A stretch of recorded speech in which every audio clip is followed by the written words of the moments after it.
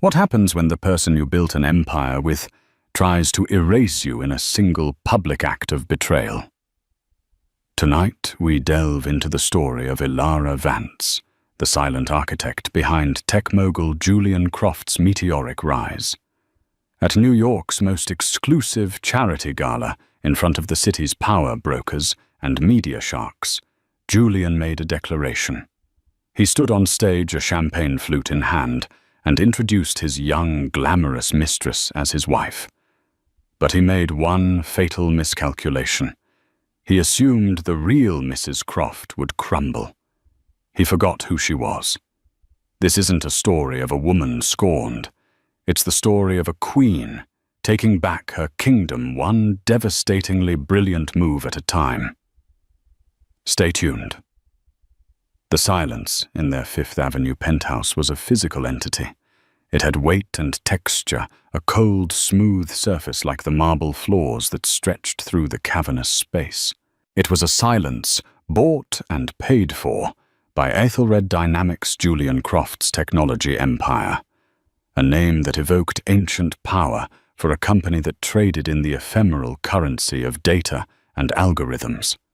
Aara Vance, his wife of 12 years, had suggested the name, pulling it from an obscure text on Anglo-Saxon kings. Julian had loved it. He'd loved her mind once. Now that mind was a utility he took for granted, like the skyline view that glittered like a carpet of fallen stars outside their floor-to-ceiling windows. Aara sat in the Eames chair in the corner of the vast living room, a first-edition copy of a Virginia Woolf novel resting in her lap. The book was a shield. Behind it, her mind was not on Bloomsbury, but on the micro-expressions she had catalogued from her husband over the past 6 months, the slight, almost imperceptible tightening at the corner of his eye when she entered a room unexpectedly, the way his thumb swiped left on his phone screen with a practiced, furtive speed, the new vocabulary of corporate jargon that was peppered with phrases he'd clearly borrowed from someone else, someone younger, someone more digitally native. Julian paced by the windows, his own phone pressed to his ear. He was a man sculpted by success. Custom Tom Ford. Suit, a Patek Philippe watch that was a subtle nod to his 7-figure bonus, a predatory energy that he'd once turned on the world for them, but which now felt perpetually aimed in her direction. No, Marcus. The valuation is non-negotiable, he said, his voice a low, confident growl that had charmed boards and investors alike. We're not just acquiring their hardware, we're acquiring their market position. It's a power play. Aara didn't look up, but her focus sharpened. He was talking about the Arion Labs acquisition. She had spent 3 weeks doing the deep dive analysis, pulling apart their financials, their patent portfolio, and their supply chain vulnerabilities. She had flagged a critical issue, a dependency on a single-source materials provider in a politically unstable region. She had written a 12-page memo on it, advising a renegotiation of terms or a structured escrow account to mitigate the risk. They'll cave. Julian continued, oblivious to the architect of his strategy, sitting 10 feet away. We have all the leverage. He hadn't read the memo. She knew it with a certainty that was as cold and hard as the pit in her stomach. He had likely had his new assistant, the one with the impossibly white teeth and a master's in brand synergy, summarize it in 5 bullet points. Or perhaps he'd had Kimberly summarize it.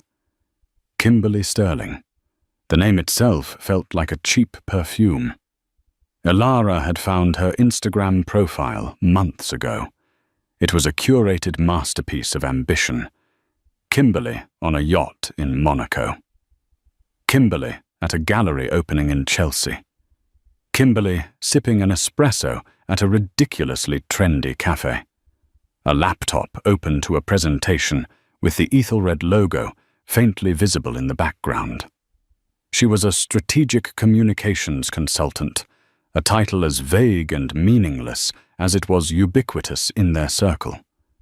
She was also Aara knew the reason for the late-night calls Julian took on the terrace and the faint scent of Baccarat Rouge 540 that sometimes clung to his suits. Julian ended his call and tossed the phone onto a glass table with a sharp clack. The sound ricocheted in the quiet room. "Big night tomorrow," he said, striding over to the bar and pouring himself a whiskey. He didn't offer her one. He hadn't in a long time. The Starlight Gala. Aara said, her voice even. She finally closed her book, marking her page. "I was looking at the auction catalogue. The Matisse sketch is interesting. It's a circus." He waved a dismissive hand. "All the same people writing the same checks to feel good about themselves. Listen about tomorrow." He swirled the amber liquid in his glass, not meeting her eyes. "I think you should sit this one out." The pit in her stomach turned to ice. "Oh, I thought we were co-chairing the technology sector donations. She thought I'm the one who secured the pledges from half of Silicon Valley." "Things are shifting, Aara. The brand, the image, it's all about forward momentum, youth, energy." He finally looked at her, and his gaze was appraising, as if she were a piece of furniture he was considering replacing. "Your style is classic, timeless, and that's great. But we need to project dynamism." Kimberly Sterling. She's handling our PR for the event. She thinks we need a more unified front. Unified front. The corporate euphemism was so insulting it was almost comical. He was telling her to stay home so he could bring his mistress. The audacity of it, the sheer unadulterated hubris, was breathtaking. Aara felt a strange calm descend over her. The hurt was there, a deep tectonic ache, but it was being overlaid by something else, a cold, crystalline anger. She had been a ghost in this marriage for a year, an uncredited co-author to his success story. He thought she was a part of the decor, an elegant but faded fixture. He had forgotten that she had designed the house. "I see," she said, her voice betraying nothing. "You need to project a certain image. I understand completely." He looked relieved, a flicker of surprise in his eyes that she wasn't arguing. "Exactly. Thank you for understanding, Aara. It's just business." "Of course," she said, rising from her chair with a grace he had long stopped noticing. "Everything is." She walked towards their bedroom, her back straight, her steps measured. Julian, already turning his attention back to his phone, missed the look in her eyes. It was the look of a strategist who has just seen the entire battlefield with perfect clarity. He thought he was making a power play. He had no idea that he had just handed her the opening move in a war he didn't even know was coming. Later that night, long after Julian had fallen asleep in one of the guest rooms, a habit he'd developed over the past few months, Aara sat at her vanity. She wasn't looking at her reflection. She was looking at her phone. She scrolled past the dozens of unread messages from friends and acquaintances and opened a secure encrypted messaging app. There were only 3 contacts in it. One was a private investigator she had hired 2 months prior. The second was a man named Arthur Finch, a legendary but reclusive financial journalist.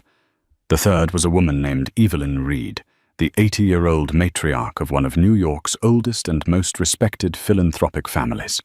She typed a simple message to Evelyn. "Evelyn, my apologies for the late hour.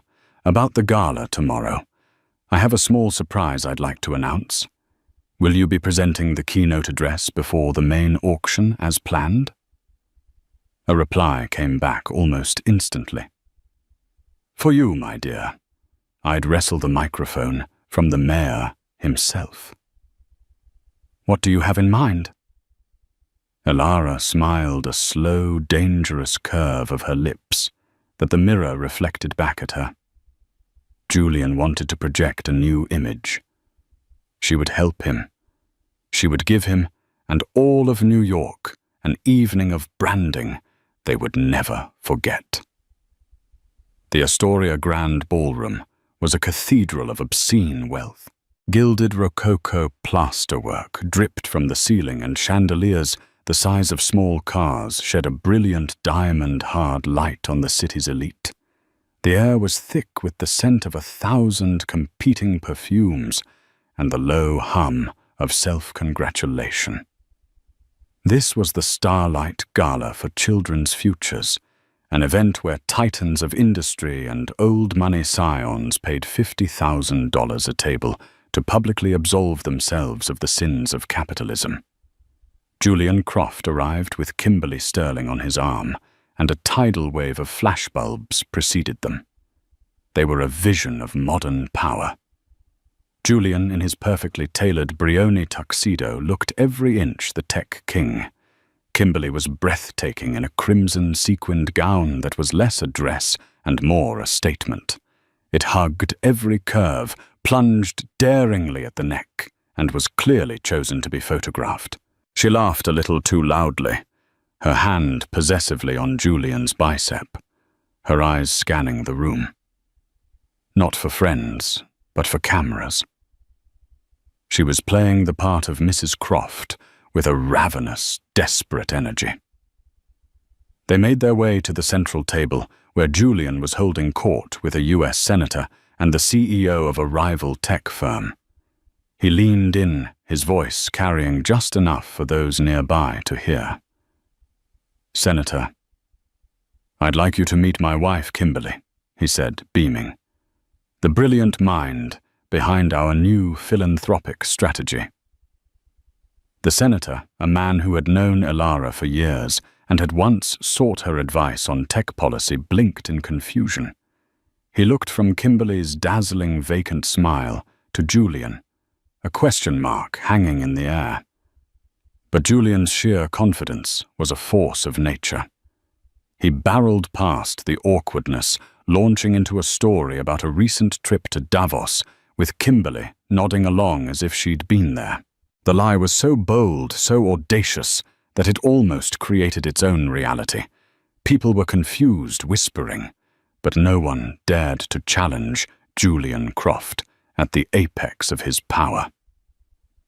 It was precisely at that moment of manufactured triumph that Aara Vance arrived. She did not make an entrance. She simply appeared. While Kimberly was a firework, Aara was the night sky. She wore a gown of deep midnight blue silk, a custom design by a couturier so exclusive he didn't have a label.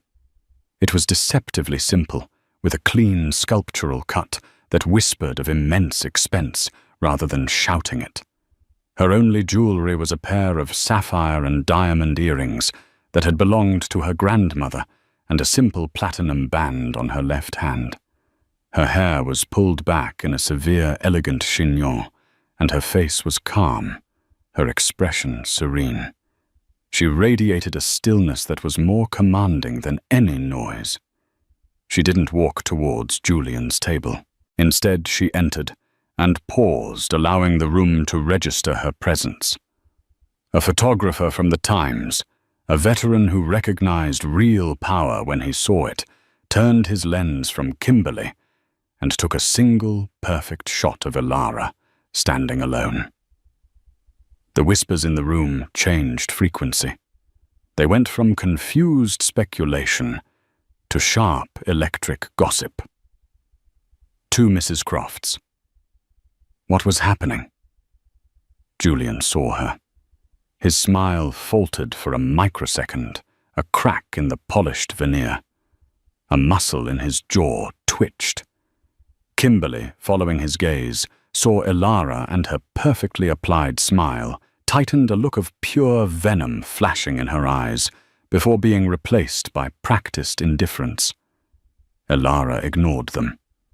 Her gaze swept the room, and she began to move, Her first stop was not a confrontation, but a quiet conversation. She approached a table where Charles Baring, a notoriously grumpy hedge fund manager, was sitting. "Charles," she said, her voice a warm murmur, "I was so pleased to see the Baring Foundation was a lead sponsor tonight." Charles, who had been scowling at his soup, looked up. "Aara, I didn't expect to see you. Julian was just—" "Business is business," Aara said smoothly, giving him a knowing look that absolved him of any awkwardness. "But philanthropy is personal. I wanted to thank you personally for your guidance on the offshore fund structuring for the endowment. Your advice was invaluable." Charles's chest puffed out. "Just common sense, my dear. Glad someone listened?" It was a subtle dig at Julian, who had dismissed Charles's advice at a Hamptons brunch a year earlier. Next, she moved to the other side of the room, where she found Evelyn Reed, the matriarch, holding court.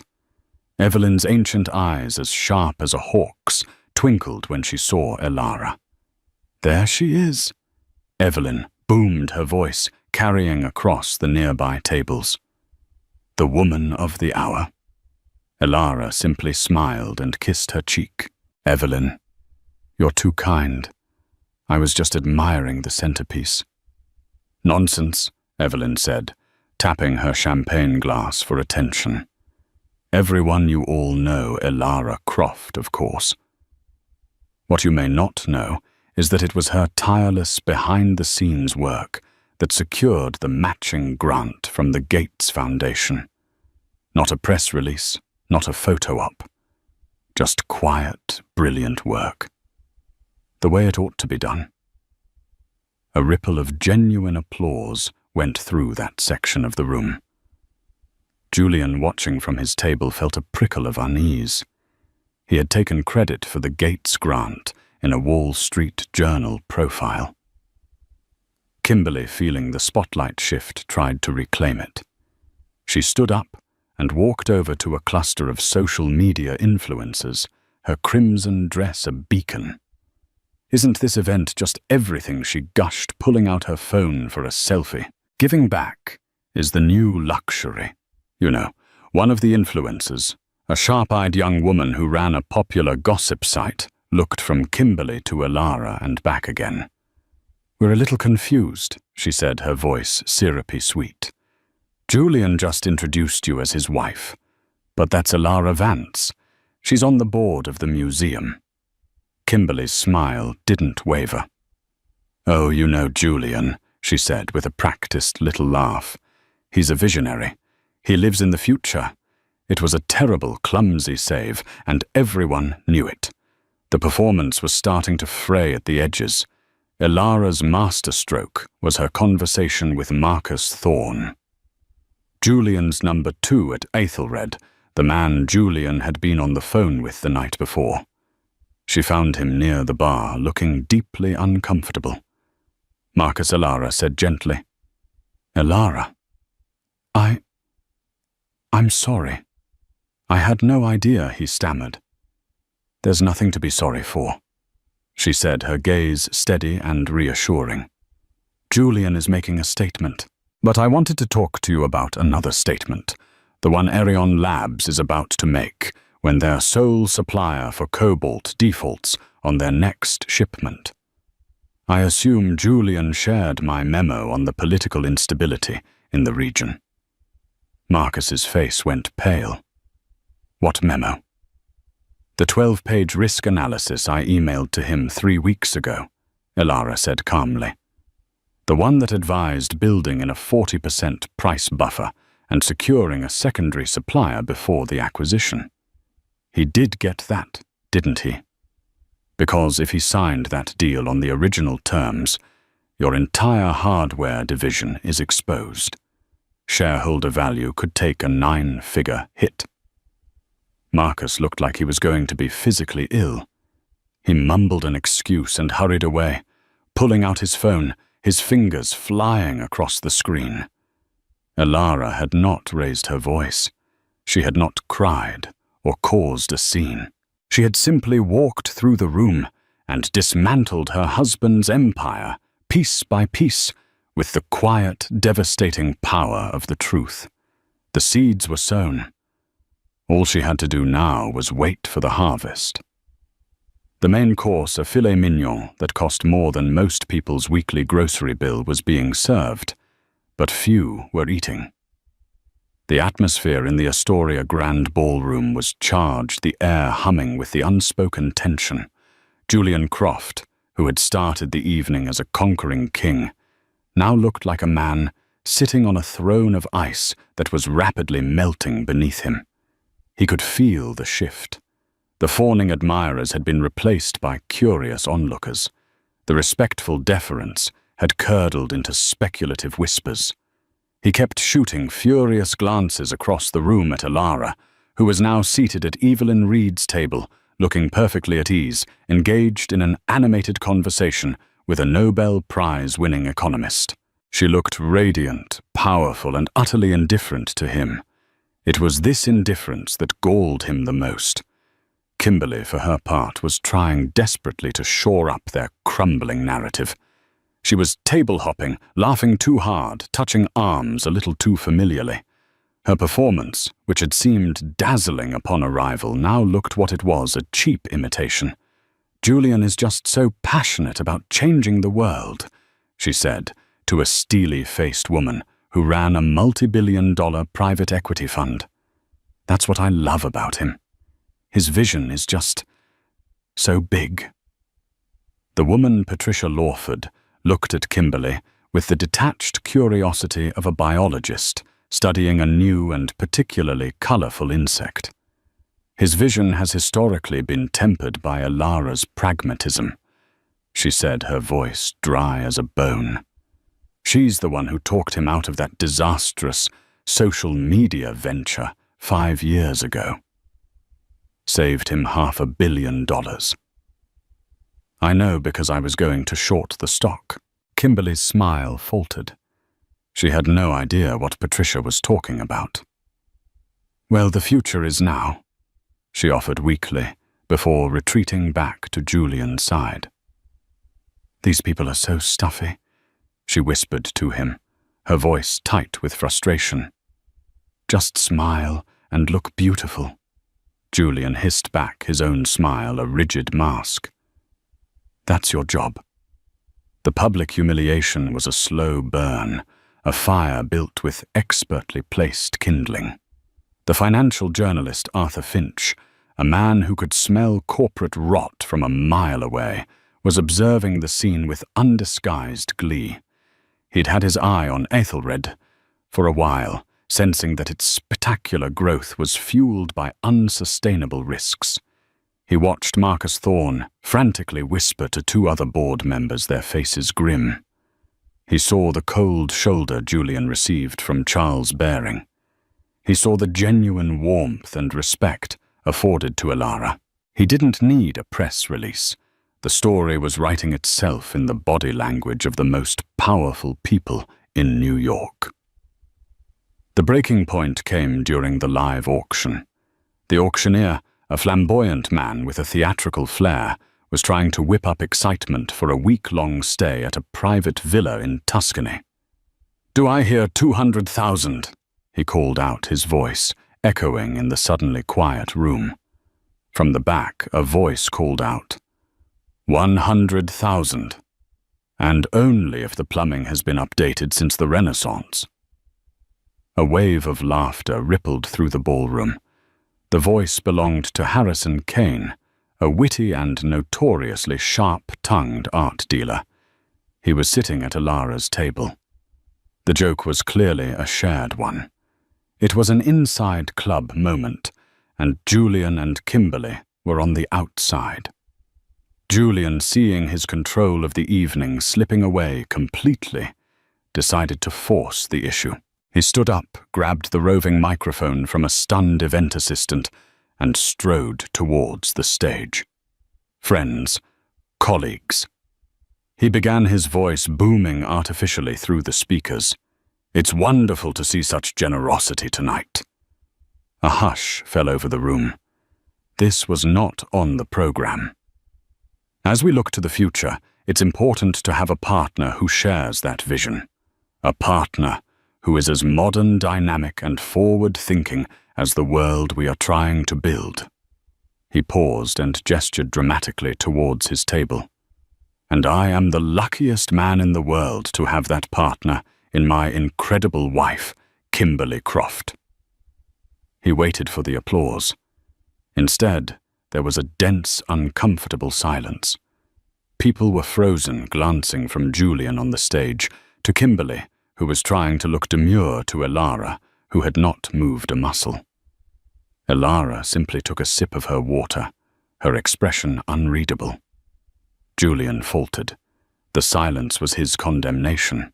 He had overplayed his hand so spectacularly that he had managed to unite the entire room, a cutthroat collection of rivals and allies, in a moment of collective second-hand embarrassment for him. He tried to recover. Kimberly and I are pleased to announce a new initiative, the Croft Foundation for Digital Innovation, with a founding pledge of $20 million. He had expected gasps. He got a few polite, scattered claps. The amount, while substantial, felt like a desperate gambit. It was blood money to buy back his own image. As he stood there, stranded in the spotlight, the auctioneer, seeing his chance to regain control, quickly stepped in. "Thank you, Julian." A magnificent gesture. And now, before we continue with the auction, we have one final, very special announcement for the evening. I'd like to invite to the stage the woman who has been the heart and soul of this gala. For the past 5 years, the esteemed matriarch of New York philanthropy, Mrs. Evelyn Reed, Evelyn looking regal in Chanel tweed, walked slowly to the podium, leaning on a handsome mahogany cane. The applause for her was thunderous, genuine, and a stark contrast to the silence that had greeted Julian. Julian was forced to retreat to his table, his face a mask of thunderous fury. Kimberly reached for his hand, but he snatched it away. The unraveling was now complete. The lie had been told, and no one had believed it. The only thing left was for the truth to deliver the killing blow. Evelyn Reed reached the podium and adjusted the microphone, her movements as deliberate and weighted as a Supreme Court justice taking her seat. The applause that greeted her was not just polite. It was a wave of genuine, heartfelt relief. The room, thrown off balance by Julian's cringe-worthy display, was being righted by a figure of unimpeachable authority. Evelyn was old money, old power, old everything. She had seen men like Julian Croft rise and fall like the tides. She leaned into the microphone, and the entire ballroom fell silent. Even the clinking of cutlery ceased. "Thank you," she began, her voice a finely aged whiskey smooth, potent, and with a definite bite. "For 60 years I have had the privilege of attending events in this beautiful room. I have witnessed declarations of love, of war, and most frequently of spectacularly large egos." A knowing titter went through the audience. Her eyes, sharp and missing nothing, made a brief, sweeping survey of the room, managing to convey both warmth and a warning. They did not linger on Julian's table, but everyone felt the subtle chill as her gaze passed over it. "Tonight," she continued, "we gather under the banner of philanthropy. It's a wonderful word. It means literally love of humanity. A simple concept. Yet in our modern age it has become complicated. It has become entangled with branding, with marketing, with the laundering of reputations. The words were a direct hit. Julian, who had just tried to use a $20 million pledge as a reputation laundering service, felt his collar tighten. Kimberly's practiced smile was frozen on her face, a brittle, painted thing. "Legacy is not built on what you claim, Evelyn said, her voice dropping slightly, drawing the room in. It is not cemented with a press release or a well-timed photo opportunity. It is built on what you create. It is forged in the quiet hours of dedicated work, in the intellectual rigor of identifying a problem, and the courage to propose a solution, even when that solution is not the most profitable or popular one. She let that sink in. The room was full of people who understood profit. The idea of prioritizing anything else was both foreign and fascinating. For the past several years, we have celebrated a new kind of creation, the digital world, an astonishing globe-spanning architecture of connection and information built by brilliant, ambitious minds. She paused. But creation without contemplation is a dangerous thing. We have built a global village and forgotten to write any laws. We have given our children the keys to the kingdom without teaching them how to rule. We have celebrated the disruptors, but we have failed to manage the disruption. The result is a deficit, not a financial deficit, but an ethical one. The Nobel economist at Aara's table was nodding slowly, his expression rapt. Patricia Lawford's pen was flying across a napkin. She was taking notes. This wasn't a charity speech. It was a thesis. It is my distinct honor tonight to announce the launch of an institution dedicated to addressing that deficit. An institution built not on ego but on intellect, not on branding but on a genuine love of humanity. The tension in the room was palpable. Something momentous was coming. Therefore, it is my profound pleasure to announce the formation of the Vance Institute for Digital Ethics. The name dropped into the room like a bomb wrapped in velvet. Vance. Not Croft. Aara's maiden name. The shock was instantaneous and seismic. A collective audible gasp swept through the ballroom. Whispers erupted like wildfire. Julian looked as though he'd been shot. The blood drained from his face, leaving a sickly pale mask of utter disbelief. He turned his head slowly, mechanically, to stare at Aara, who remained perfectly still, a serene island in a sea of chaos. Kimberly's hand flew to her mouth, her eyes wide with horror. The carefully constructed fantasy she had been living for the past 6 months had just been vaporized. Evelyn held up a hand for silence, a gesture of effortless command. The Vance Institute is launching with an initial endowment of $75 million. If the first announcement was a bomb, this was the shockwave. The room erupted.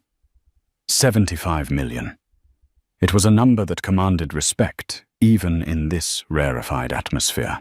It dwarfed Julian's pledge, rendering it insignificant, almost insulting. Charles Baring let out a low whistle. Arthur Finch, the journalist, was grinning like a Cheshire cat, scribbling furiously in his notepad. The story had just gone from society gossip to the front page of the financial section. This founding endowment, Evelyn announced, her voice cutting through the noise like a clarion call, comes from the private family trust of its founder. It is her own money, earned and managed with a foresight that is, I must say, quite breathtaking. The implication was clear. This was not Croft money. This was Vance power. Furthermore, Evelyn's smile was now triumphant. I am proud to announce that my own family's Reed Foundation, along with the Baring Foundation, she nodded graciously to a beaming Charles Baring, and several other key partners represented in this room tonight, have already pledged an additional $50 million in matching funds for the Institute's first 5 years of operation. $125 million. The number hung in the air, shimmering impossible. Julian Croft's world had just been revalued, and he was on the losing end of the trade. The Institute's first mandate, Evelyn declared, her voice ringing with the passion of a true believer, will be to develop and distribute an open-source K-12 curriculum on data privacy, algorithmic bias, and digital citizenship. It will be provided free of charge to any public school system in the country. It will directly address the ethical vacuum left by the very companies that have reshaped our world with little thought to the long-term consequences for our children. It was a perfectly executed maneuver. She had framed the entire tech industry, Julian's industry, as the villain, and she had just announced the hero who was riding in to save the day. Julian felt the floor drop out from under him. He was being publicly castrated, his life's work reframed as a societal poison, and the antidote was being funded and founded by the woman he had just tried to erase. And now Evelyn said, her voice softening, filled with genuine affection and pride. It is my great honor and personal joy to introduce the founder, the architect, and the visionary leader of this vital new enterprise, a woman of substance, intellect, and profound grace. Please welcome Miss Aara Vance. The standing ovation was a physical force, a roar of sound and approval that shook the crystal chandeliers. It was a release of all the evening's pent-up tension, a collective judgment, delivered on a tidal wave of applause. The room was united, not just for Aara, but against Julian. They were applauding her intelligence, her courage, and most of all, her exquisite, perfectly executed revenge. Aara rose from her seat. She walked to the stage with the same calm, unhurried grace with which she had entered the room hours earlier, a lifetime ago. She shook Evelyn's hand warmly and turned to face the audience, her audience now. She stood at the podium, a solitary, powerful figure in midnight blue, and waited with unnerving patience for the thunderous applause to die down. When she spoke, her voice was not loud, but it was perfectly modulated, filled with a quiet, resonant power that sliced through the residual buzz and commanded the absolute attention of every person in the room. "Thank you, Evelyn," she began, her voice steady. "And thank you all. For 12 years I have had the privilege of a front-row seat to the creation of the future. I have witnessed the genius, the relentless drive that has connected our world in ways we could have never imagined. It has been an education." She paused, her gaze sweeping across the sea of faces, a gaze that was direct and inclusive, yet somehow managed to make Julian feel completely and utterly invisible. But with great power, she continued, comes a profound responsibility that cannot be outsourced or delegated. For too long, the human cost of innovation has been dismissed as an externality, a line item on a balance sheet that is never reconciled. The Vance Institute is my promise, and our promise, she said, gesturing elegantly towards Evelyn Charles and her other new partners to begin that reconciliation. It is a promise to the next generation, that we will not just give them more powerful tools, but we will give them the wisdom and the ethical framework to wield those tools for the betterment of humanity, not just the enrichment of a few. She was poised, articulate, and fiercely intelligent. She wasn't a scorned wife getting revenge. She was a stateswoman, a founder, a force to be reckoned with, laying out a manifesto. The work is vast, but it is essential, she concluded, her voice ringing with a conviction that was impossible to doubt.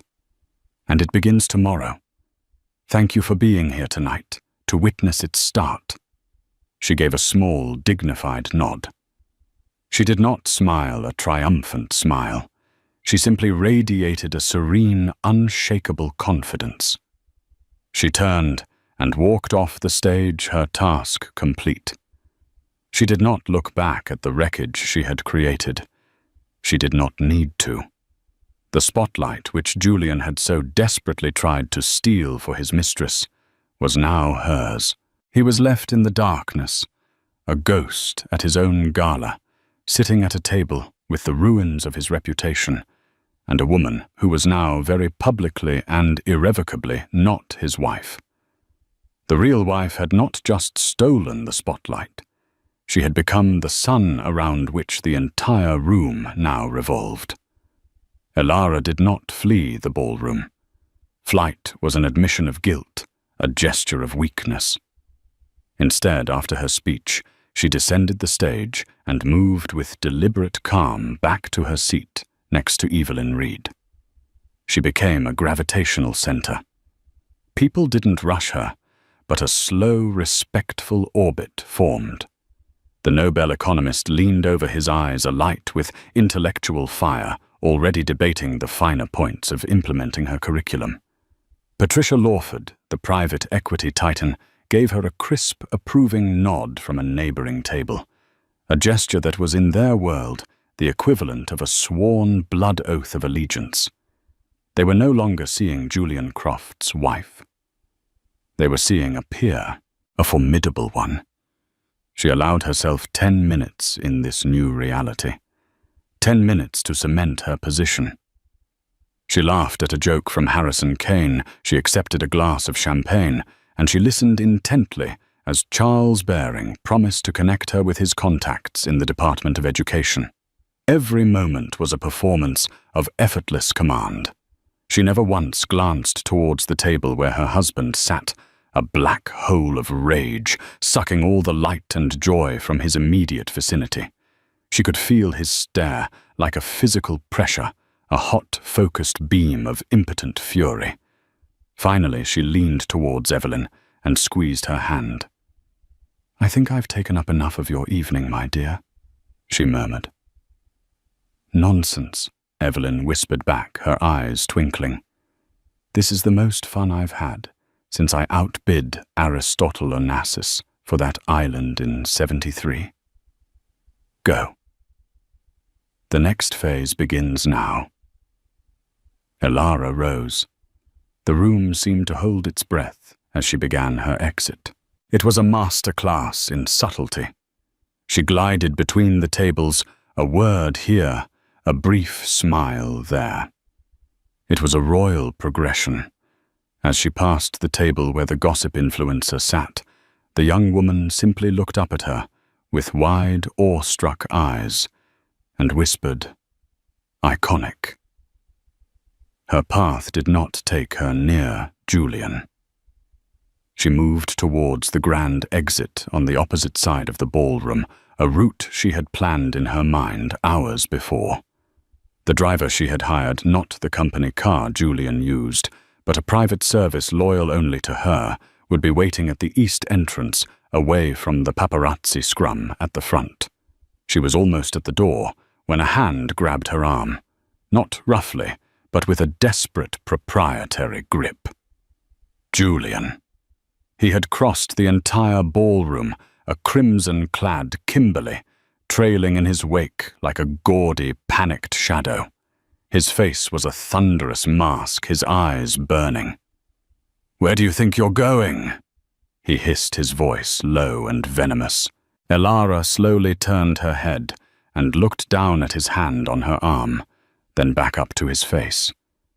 She didn't speak. She didn't have to. Her look of pure, unadulterated disgust was enough. He snatched his hand back as if he'd been burned. "You planned this," he accused, his voice shaking with rage. "You set out to humiliate me." "Humiliation is a choice, Julian," she replied, her voice as cold and clear as ice water. "You made yours when you asked me to sit this one out. I simply made mine. This institute," he spat the word, "this little vanity project. Where did you get that kind of money? Did you embezzle it?" The accusation was so absurd, so revealing of his own transactional worldview, that Aara almost laughed. Kimberly, standing behind him, flinched. She looked like a deer caught in the headlights of a multi-vehicle pileup, completely out of her depth. Julian Aara said, her voice dropping to a near whisper, forcing him to lean in and listen, a final subtle assertion of control. You are making a scene. And you have been the star of far too many scenes tonight. Let me be very clear. My finances are my own. They always have been. You were so busy building your empire, you never bothered to look at the one I was quietly managing right beside you. She turned to leave. You're not going anywhere, he snarled, taking a step after her. We are going home. Our home. And we are going to fix this. Aara paused at the threshold of the grand doorway. She turned back, and for the first time she allowed a sliver of what looked like pity to enter her expression. There is no we anymore, Julian.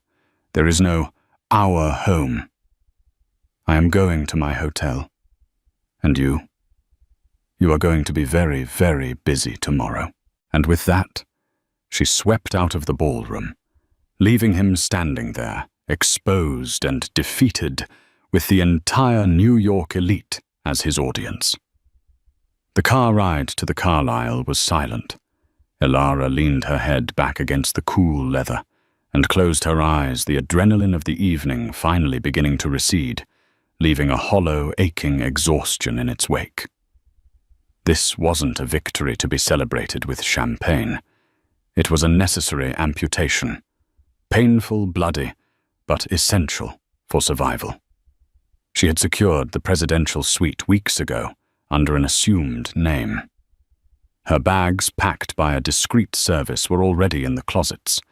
The suite was a world away from the cold, modernist glass box she had shared with Julian. It was old-world elegance, deep wood paneling, plush velvets, priceless antiques. It felt like a sanctuary, a fortress. She had just taken off the sapphire earrings and placed them on the mahogany dresser when the frantic, insistent buzz came from the suite's intercom. The front desk. Ms. Vance. I am so terribly sorry to disturb you. There is a Mr. Croft in the lobby. He is very insistent that he be allowed to come up. Aara walked over to the window. 34 floors below the lights of Manhattan glittered. A city of 8 million people, and all she felt was a profound solitude. Tell Mr. Croft, she said, her voice firm, that Ms. Vance is not receiving any visitors. If he does not leave the premises, you have my permission to call hotel security. A few moments of silence, and then a new voice on the intercom, raw and desperate. Julian had obviously grabbed the phone from the concierge. Aara, let me in. We need to talk. You can't do this. She simply pressed the button to disconnect the call. He was used to getting his way, to his voice being the one that commanded attention. The silence he was now met with would be more infuriating to him than any argument. 20 minutes later, the inevitable happened. A furious pounding on her suite door. He must have bribed or bullied his way past the front desk and elevator security. Aara took a deep breath. She walked to the door, her silk gown whispering against the floor. She did not open it. Go away, Julian, she said, her voice calm and even through the thick wood. Open this damn door. Aara, you owe me an explanation. After everything I've given you.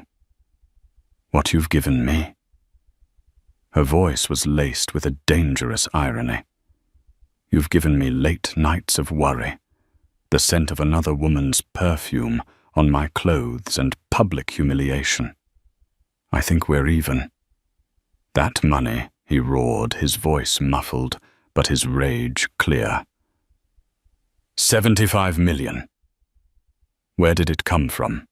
That's our money. That's Ethelred's money. It is the Vance family money.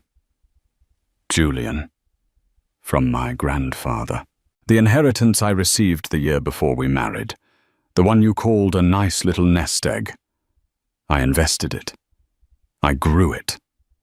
While you were building Ethelred with leveraged debt and high-risk acquisitions, I was building my own fortune with discipline and foresight. I never touched $1 of our marital assets. Ask your lawyers. They'll find it's all perfectly firewalled. I made sure of it. There was a stunned silence from the other side of the door. She had just detonated his entire perception of her.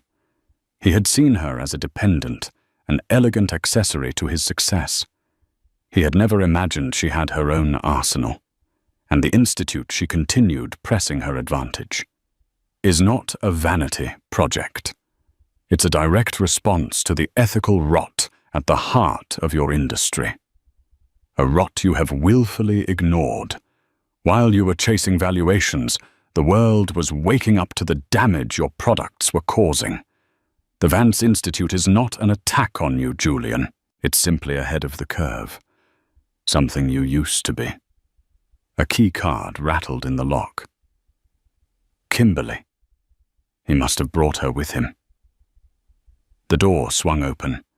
Julian stood there, his face contorted in a mask of disbelief and fury. Behind him, Kimberly. Sterling looked small and terrified, her crimson dress now looking garish and cheap in the soft lighting of the suite. You think you can just walk away?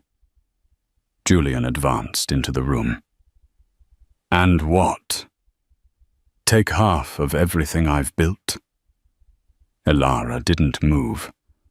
On the marble-topped console table next to the door was a single and elegant navy blue folder. She picked it up. I don't want half of Ethelred, Julian. I don't want your stock options or your bonuses. I don't want this penthouse or the house in the Hamptons. All of that is tainted. It's yours. She held the folder out to him. These are the divorce papers. My lawyers drew them up last week.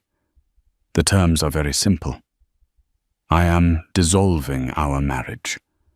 I am reverting to my maiden name, and I am waiving any and all claims to your fortune. He stared at the folder as if it were a venomous snake. You're waiving it, all of it.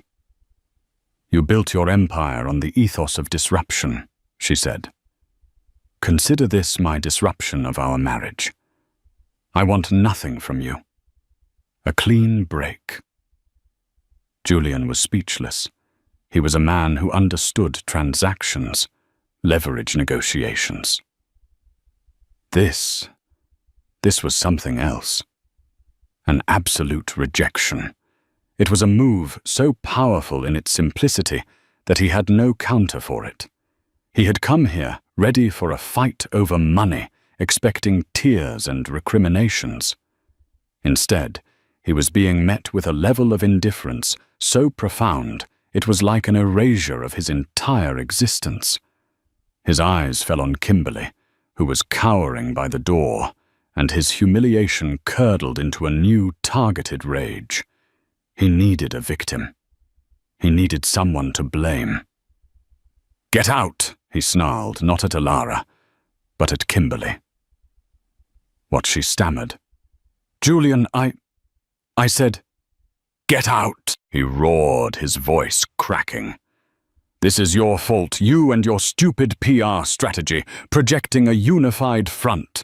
You pushed for this, you wanted to be seen. Well, look around. Everyone saw you.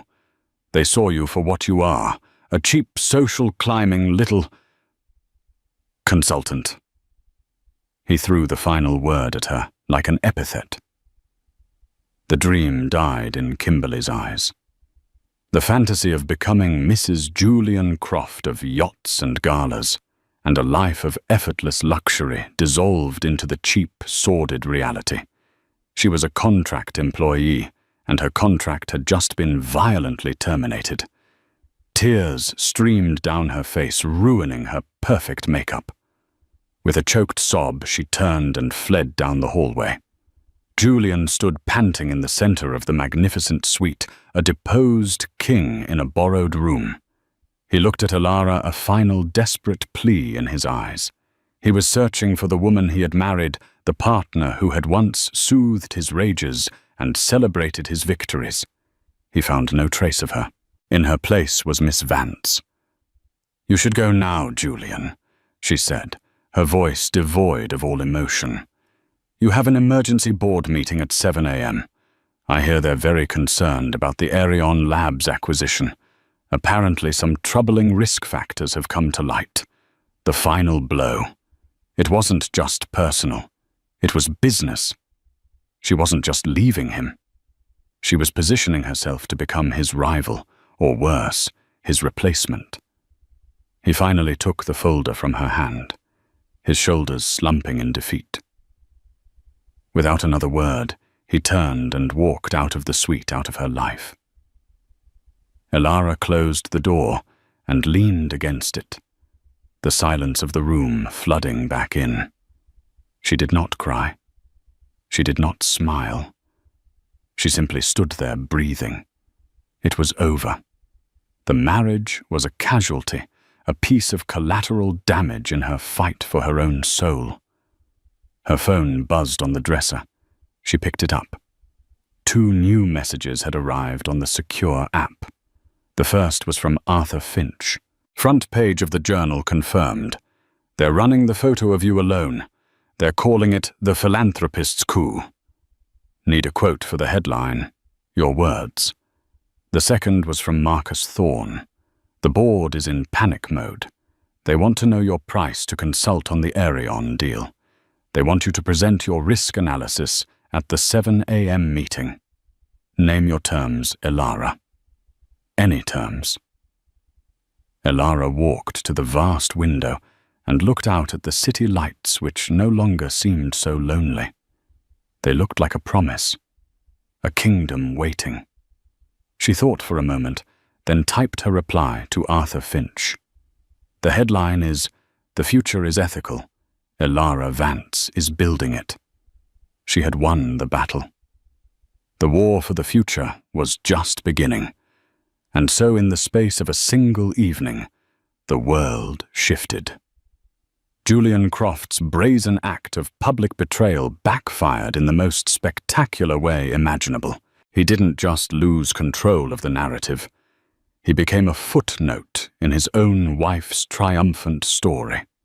The headlines the next day weren't about his paltry donation or his new wife. They were about Aara Vance, the brilliant, quiet strategist who stepped out of the shadows to launch one of the most significant philanthropic ventures of the decade. Her move wasn't born of simple revenge.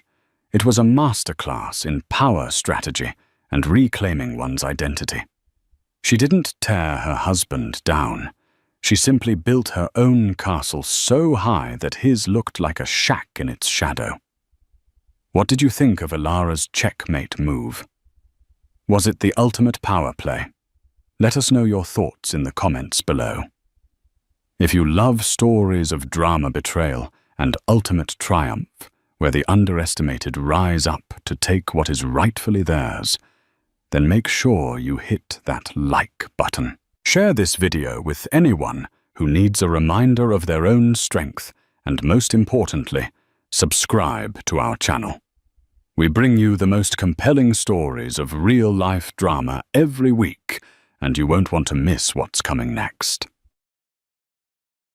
The gavel fell its sharp crack, lost in the cavernous silence of the ornate courtroom. All eyes were on Thomas Braddock, a man whose expensive suit couldn't conceal the ugliness twisting his handsome features. He pointed a trembling manicured finger not at the opposing counsel, but at his own pregnant wife, Felicia. She was a mistake. He spat the venomous words echoing off the polished marble. A disastrous, regrettable mistake.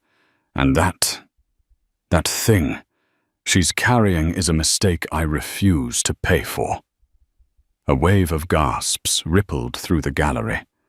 But the real drama wasn't in his calculated cruelty.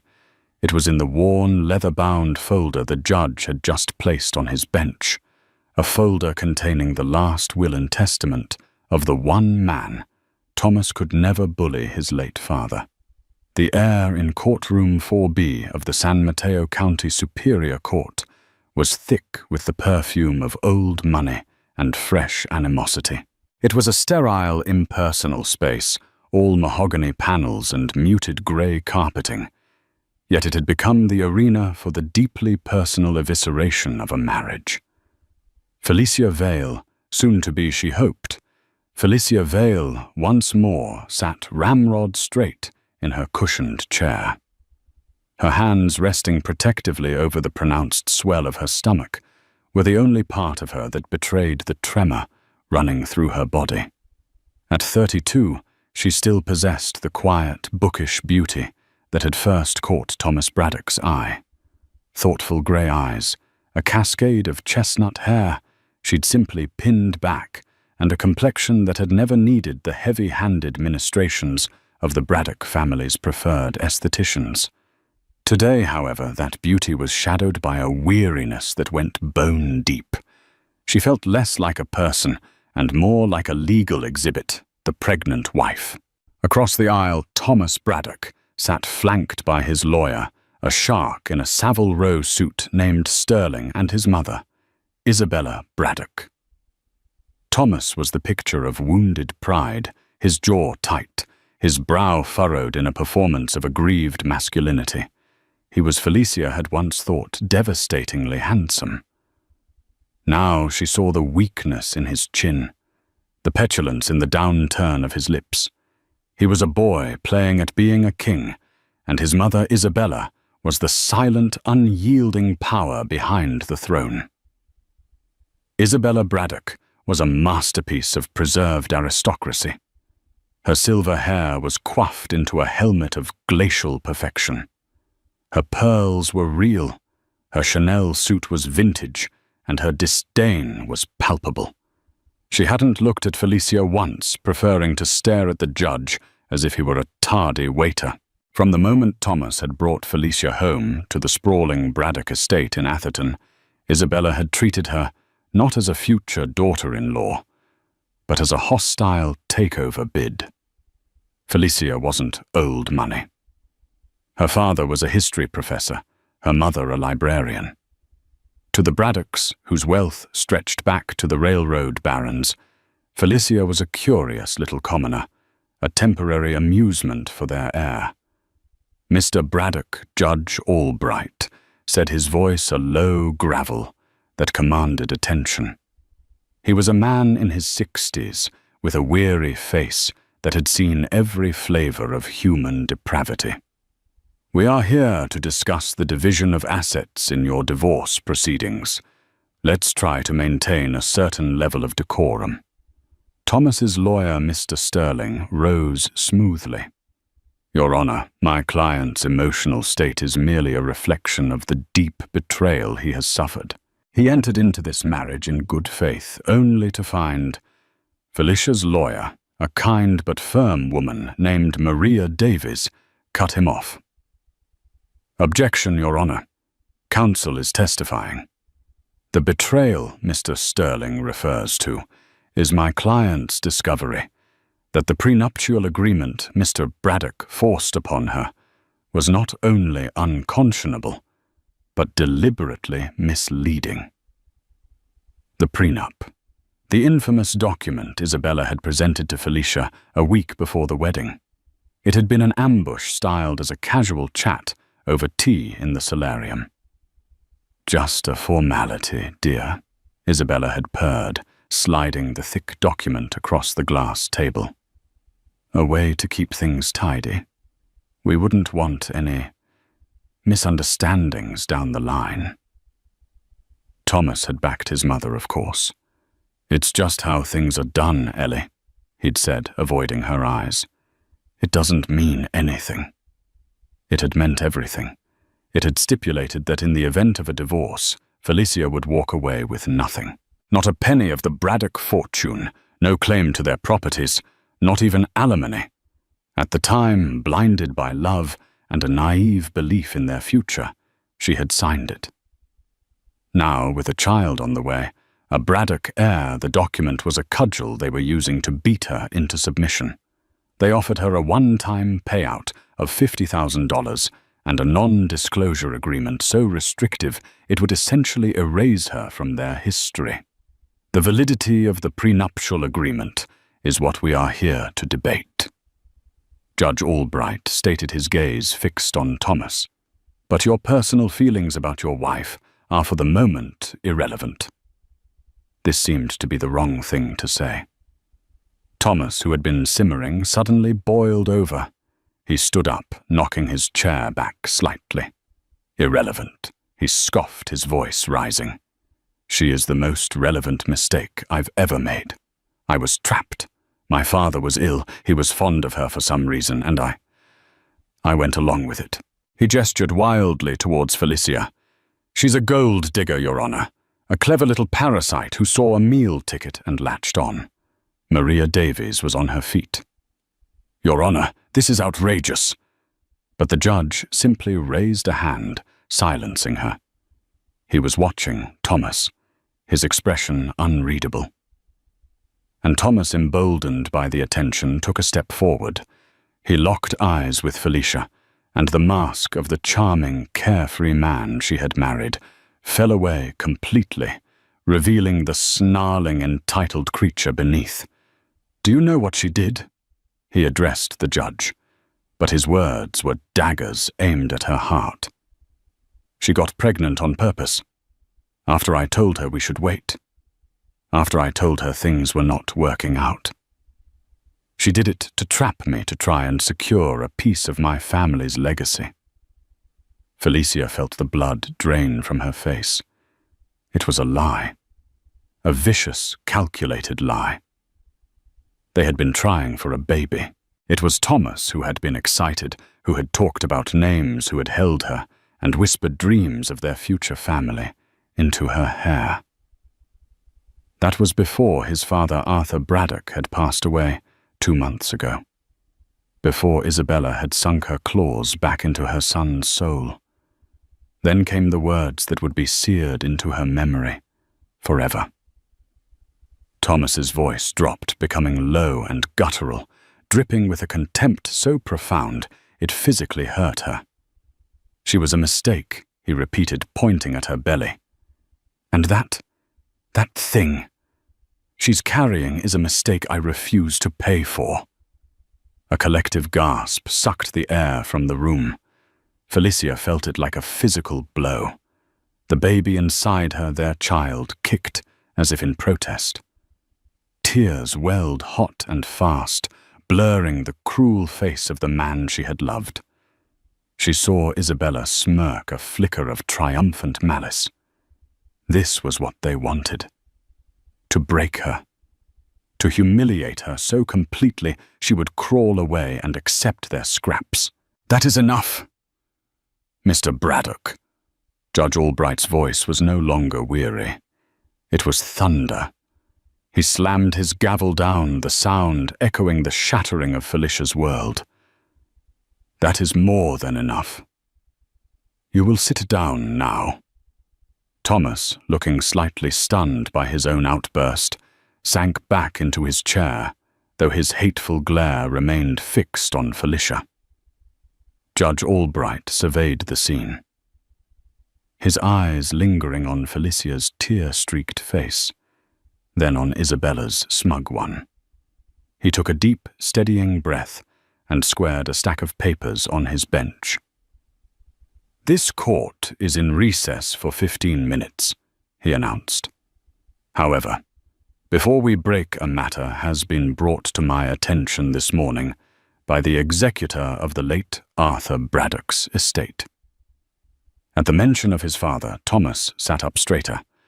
A flicker of something confusion, perhaps apprehension, crossed his face. The judge picked up the worn, leather-bound folder.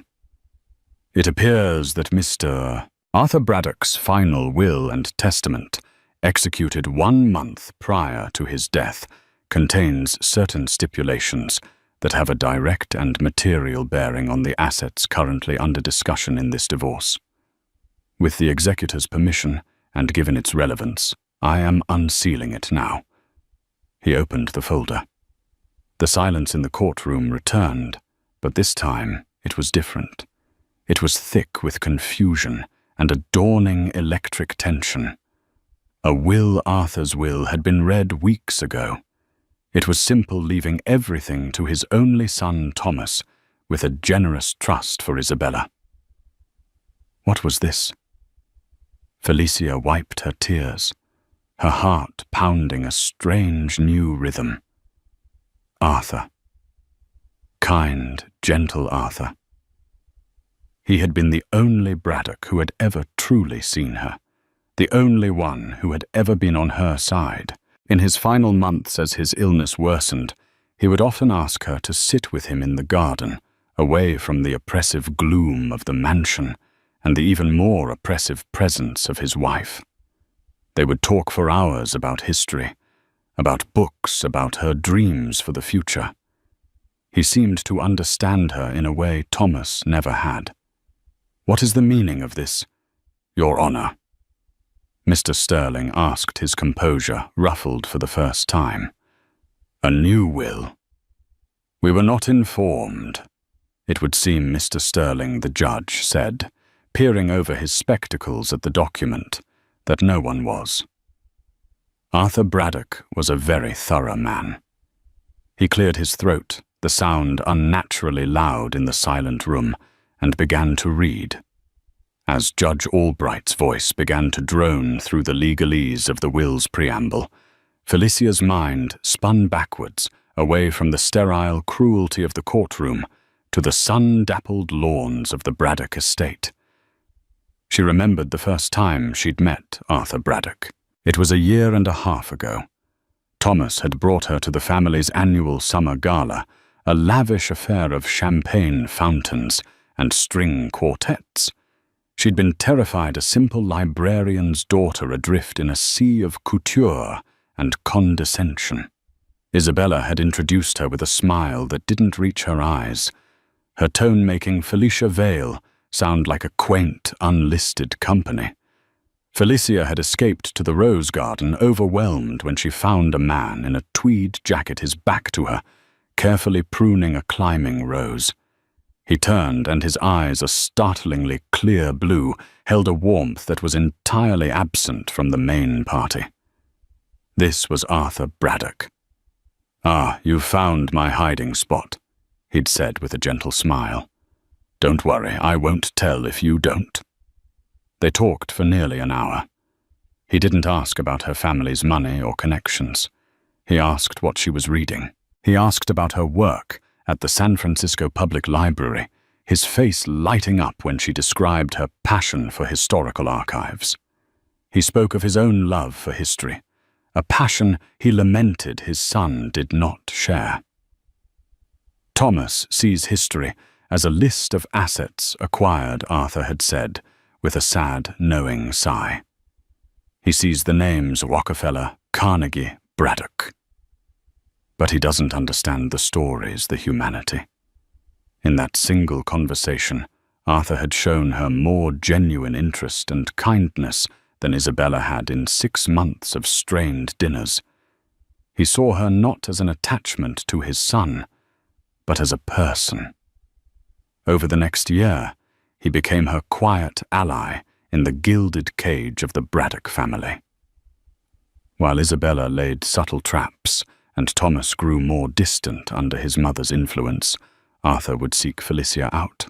He'd leave a rare first-edition book on her bedside table or invite her to walk the grounds, sharing stories of the family that were not about wealth, but about love, loss, and folly. He was already ill then, a creeping lung disease that stole his breath but never his sharp intellect. As his condition worsened, the dynamic in the house shifted. Isabella became more controlling, treating her husband's illness as an inconvenience and tightening her grip on Thomas. The pregnancy had been a brief, shining moment of hope. Thomas had been ecstatic at first. It was his idea, a way to, as he'd put it, finally start our own family away from all the pressure. They'd celebrated with a trip to Big Sur, away from the oppressive atmosphere of the estate. He had put his hands on her still flat stomach and spoken of a future that felt real and full of love. The moment they returned, Isabella shattered it. Felicia overheard the argument from the top of the grand staircase. A baby. Isabella's voice was like ice. "Now, Thomas, you are an imbecile. You have no idea what you've done." "Mother, it's my child. Our child. I love Ellie." "Love," she'd scoffed. "You are infatuated with a librarian, Thomas, a nobody. And now she has tethered herself to our legacy with the oldest trick in the book. Do you think for 1 second she wasn't planning this? To tie you down, to make herself indispensable." The poison took root quickly. Thomas began to pull away. He started spending more time at the office, coming home late, smelling of expensive whiskey and another woman's perfume. The excuses were flimsy, the apologies hollow. He grew short-tempered, echoing his mother's criticisms. He'd comment on Felicia's clothes, her friends, her lack of ambition. Then Arthur's health took a steep decline. In his last weeks, he was confined to his bed. The house was somber and quiet. Isabella managed his care with ruthless efficiency, keeping visitors to a minimum. But Arthur would still ask for Felicia. One afternoon, just a month before he died, he beckoned her close. His breathing was labored, but his eyes were lucid. "Felicia," he rasped, taking her hand. His own was frail, all paper-thin skin and bone. "Don't let them break you. You have more strength than any of them." He'd looked pointedly at her stomach. "And you have a responsibility to that child, a responsibility to be strong." He'd made her promise. She hadn't understood the full weight of his words then. 2 weeks later, he summoned his personal attorney, a man Felicia had never met, to the house. Isabella had been furious, trying to insist that the family lawyer, Mr. Sterling, be present. Arthur, with a surprising burst of strength, had refused. "This is a private matter, Isabella," he'd said. The meeting had lasted for 3 hours. The next day, Arthur seemed more at peace. He passed away in his sleep a month later. The first reading of the will had been exactly what everyone expected. A simple document leaving Braddock Enterprises and the bulk of the estate to Thomas. Isabella was granted a lifelong right to live in the family mansion and a generous stipend from a separate trust. It was so straightforward that Thomas had smirked a look of vindicated relief on his face. With his father gone, the final obstacle to his absolute inheritance and Isabella's absolute influence was removed. 2 days after that, Thomas had asked for a divorce. The words were cold, rehearsed. He'd said the marriage was a mistake, that he'd been pressured by his father's failing health. He presented it as a clean break, a return to the natural order of things. When Felicia, heartbroken and 7 months pregnant, had refused to be discarded so easily, he had turned vicious. The battle over the prenup began, and now here they were. A sharp intake of breath from Mr. Sterling snapped Felicia back to the present. Judge Albright had finished with the preliminary sections of the will. His eyes scanned the room before continuing. "We now come to Article 4. The judge said, his voice dropping slightly, drawing every ounce of attention in the room. "Regarding the disposition of my primary asset, my controlling interest in Braddock Enterprises Incorporated." Thomas leaned forward, a smug look returning to his face. This was it, the confirmation of his kingdom. "I, Arthur Braddock," the judge read his voice, clear and deliberate, "being of sound mind and body, do hereby declare the following. My son Thomas Braddock has in recent months shown a lamentable lack of judgment and a character ill-suited to the stewardship of the company my grandfather built. A jolt went through the room. Thomas's face went from smug to slack-jawed shock. Isabella's carefully constructed composure cracked her mouth, falling open slightly. What Thomas whispered the word stolen by the cavernous room. The judge continued, his voice unwavering. He has proven himself to be easily manipulated and has forgotten the most fundamental principle of our family's success, that our name is built on integrity, not just on assets. Therefore, I cannot in good conscience deliver the future of Braddock Enterprises into his hands. This is insane, Sterling blurted out, rising to his feet. Your Honor, my client's father was clearly not of sound mind. He was heavily medicated. He was certified of sound mind by 2 independent physicians the day this will was signed, Mr. Sterling. Their affidavits are attached, Judge Albright said coolly, not even looking up. Now sit down. Sterling sank back into his chair, his face pale. The judge's eyes found Felicia's across the room. She held his gaze, her heart hammering against her ribs. He went on. Therefore, I hereby bequeath my entire controlling share of Braddock Enterprises, representing 51% of the voting stock, not to my son, but to a trust. This trust shall be known as the Arthur Vale Braddock Legacy Trust. Vale. He had used her maiden name. A low guttural sound escaped Isabella's throat. The judge continued reading the clause that would change everything. The sole beneficiary of this trust is to be my first-born grandchild, the child currently carried by my daughter-in-law, Felicia Vale Braddock. The courtroom devolved into a cacophony of frantic whispers. Thomas looked as if he'd been struck by lightning, his face a mask of disbelief and rage. He stared at Felicia's belly, not with contempt, but with a dawning, horrified awe. That mistake was now the majority shareholder of his entire inheritance. But Arthur Braddock wasn't finished. The final killing blow was yet to come. Judge Albright looked up from the document, his gaze passing over Thomas and Isabella, before settling once more on Felicia. He read the last sentence of the article, his voice ringing with a profound posthumous finality. The sole executor and trustee of this trust, vested with absolute and unconditional authority over all voting rights, board appointments, and financial decisions of Braddock Enterprises, until the beneficiary reaches the age of 25, shall be the child's mother, and my trusted daughter-in-law, Felicia Vale Braddock. For a long moment, the world stopped. The frantic whispers died. The rustling of papers ceased. The only sound in courtroom 4B was the frantic, trapped beat of Felicia's own heart. She stared at Judge Albright, certain she had misheard, that the grief and stress had finally caused her to hallucinate. Sole executor and trustee. Absolute and unconditional authority. The words didn't compute. They were abstract alien concepts that didn't belong to her. Felicia Vale, the librarian, the spurned wife, the humiliated mother-to-be.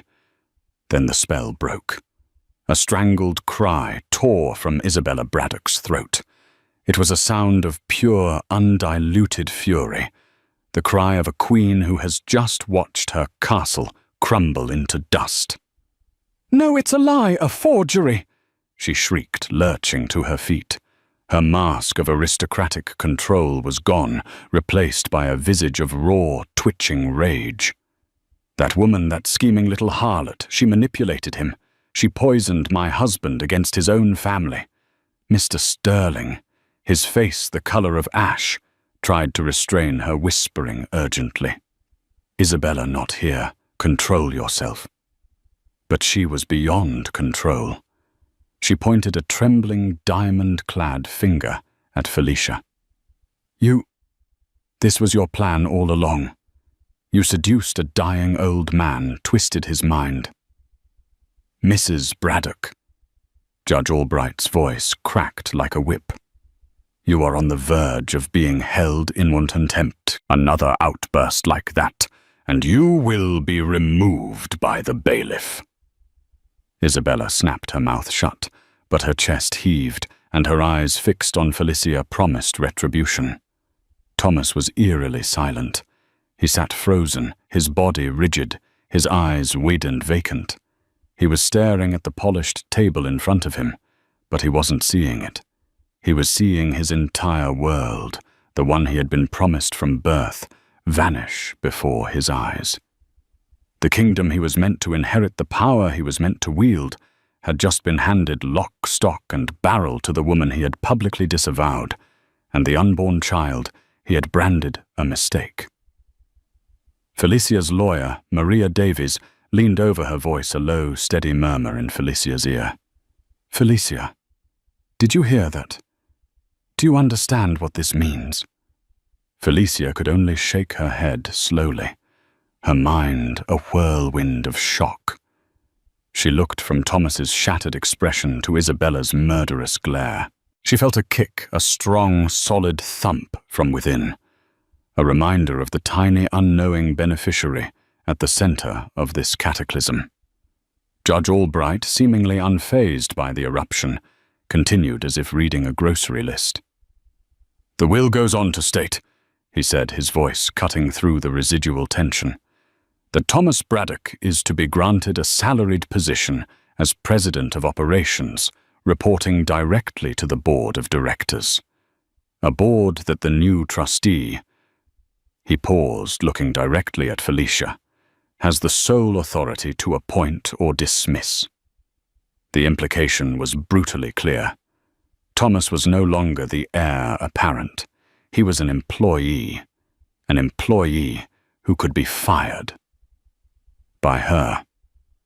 Furthermore, the judge added, the will stipulates that Thomas Braddock and Isabella Braddock are permitted to maintain residence in the Atherton family home, but only with the express ongoing permission of the trustee. The deed and title of the property are to be transferred to the Arthur Vale Braddock Legacy Trust. They were tenants in their own home. Their right to live there was now entirely at Felicia's discretion. The finality of it was absolute. Arthur hadn't just disinherited his son. He had orchestrated a complete coup d'etat from beyond the grave. He had seen the cruelty, the weakness, the greed, and he had built a fortress to protect his grandchild and the woman he believed could safeguard his legacy. He hadn't just given Felicia a shield, he had given her a sword, an arsenal, an entire kingdom.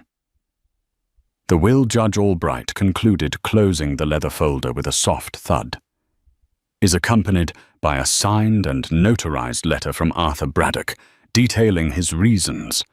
It explains his concerns over his son's profligate spending, his susceptibility to his mother's corrosive influence, and his cruel and dishonorable treatment of his pregnant wife. The letter states, and I quote, I have observed Felicia for 2 years.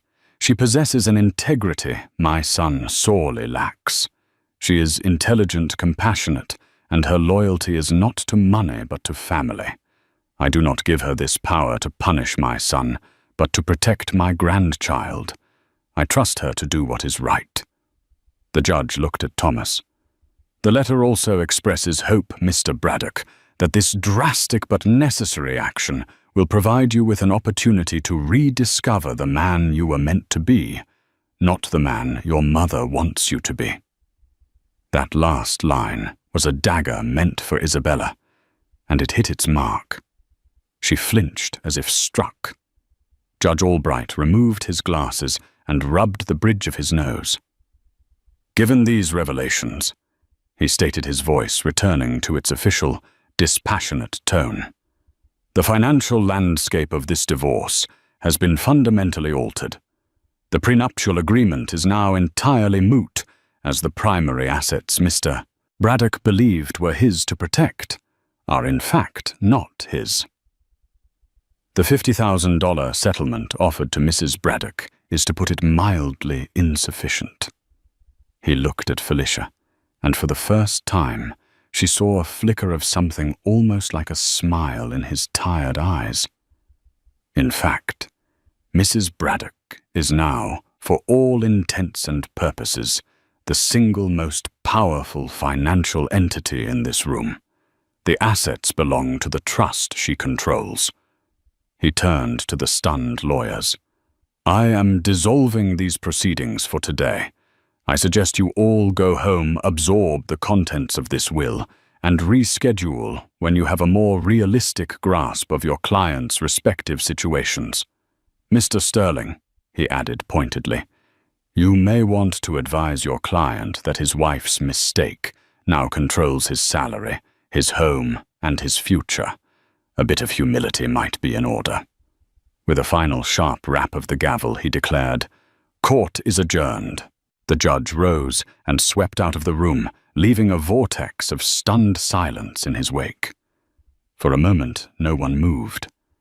Then, as if a switch had been flipped, chaos erupted. Reporters who had been lurking in the gallery rushed towards the doors. Sterling was frantically trying to speak to Thomas, who was still catatonic. Maria Davies was patting Felicia's shoulder, her face a mixture of shock and elation. Felicia slowly got to her feet, her legs unsteady. She felt dizzy, disconnected from her own body. Isabella was the first to move towards her, her face a terrifying mask of fury. She stalked across the aisle, her heels clicking like gunshots on the marble floor. You will not get away with this, Isabella hissed, her voice low and venomous, close enough for Felicia to smell her cloyingly expensive perfume. I will fight this. I will prove you are an unfit mother. I will drag your name through so much mud you'll drown in it. That baby will never see a penny. Before Felicia could react, a figure stepped between them. It was Thomas. His face was ashen, his eyes wild with a desperate, frantic energy. He looked from his mother to Felicia, then back again. Mother, stop, he said, his voice hoarse. Just stop. He then turned to Felicia. The contempt was gone, replaced by a raw, pleading panic.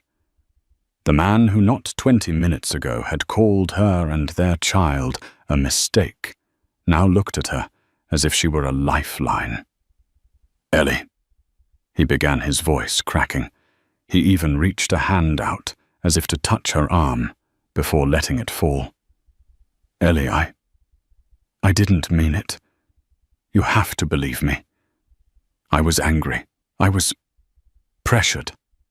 His eyes flickered towards his mother. We can fix this, you and me. We can stop the divorce. We can raise the baby together, in our house. The audacity of it was breathtaking. The whiplash of his transformation from tyrant to supplicant was so sudden it was nauseating. He wasn't apologizing for the cruelty. He was trying to reverse a transaction that had gone horribly wrong for him. He didn't see a wife he had wounded. He saw the new CEO of his life. Felicia looked at his desperate, pleading face. She looked at Isabella, who was watching them with narrowed, calculating eyes, her mind already plotting new strategies. And she felt nothing. Not love, not hate, not even anger anymore. Just a profound, chilling emptiness where her love for him used to be. She looked at his outstretched, trembling hand. Then she looked him directly in the eye, her own gaze clear and steady for the first time that day. Without a word, she turned and walked away, leaving her husband and his mother standing in the ruins of their fallen kingdom. Her lawyer Maria rushed to her side, and together they walked out of the courtroom.